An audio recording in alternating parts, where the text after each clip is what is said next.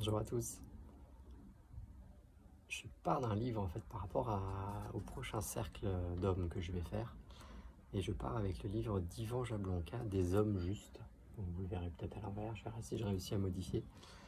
Du patriarcat aux nouvelles masculinités. Et en fait, je voulais vous lire juste les 3-4 premiers paragraphes qui sont assez intéressants pour débuter une réflexion. Donc l'introduction, c'est révolutionner le masculin. Les hommes ont mené tous les combats, sauf celui pour l'égalité des sexes. Ils ont rêvé toutes les émancipations, sauf celle des femmes. À quelques exceptions près, ils se sont accommodés du fonctionnement patriarcal de la société. Ils en ont tiré profit. Aujourd'hui comme hier, les privilèges du genre sont endémiques partout dans le monde. Façonnés par des millénaires de stéréotypes et d'institutions, le modèle du mâle traditionnel est périmé. S'il est à la fois ringard et néfaste, c'est parce qu'il est une machine à dominer les femmes, mais aussi tous les hommes dont la masculinité est jugée illégitime. Voici la prochaine utopie. Inventer les nouvelles ou de nouvelles masculinités.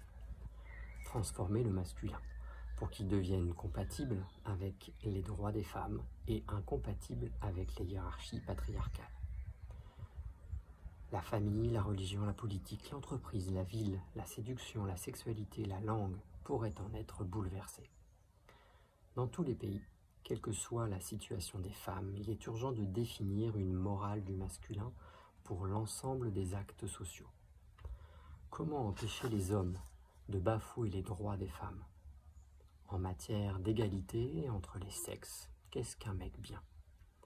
Aujourd'hui, nous avons besoin d'hommes égalitaires, hostiles au patriarcat, épris de respect, plus que de pouvoir. Juste des hommes, mais des hommes justes. Je trouve déjà que c'est assez intéressant comme introduction. J'espère que ça vous amène une réflexion. Il n'y a pas de vérité, il faut que chacun réfléchisse en tout cas à sa position, à comment il s'accueille avec ses besoins, ses émotions, sa manière d'être, son histoire, ses vulnérabilités, ses fragilités.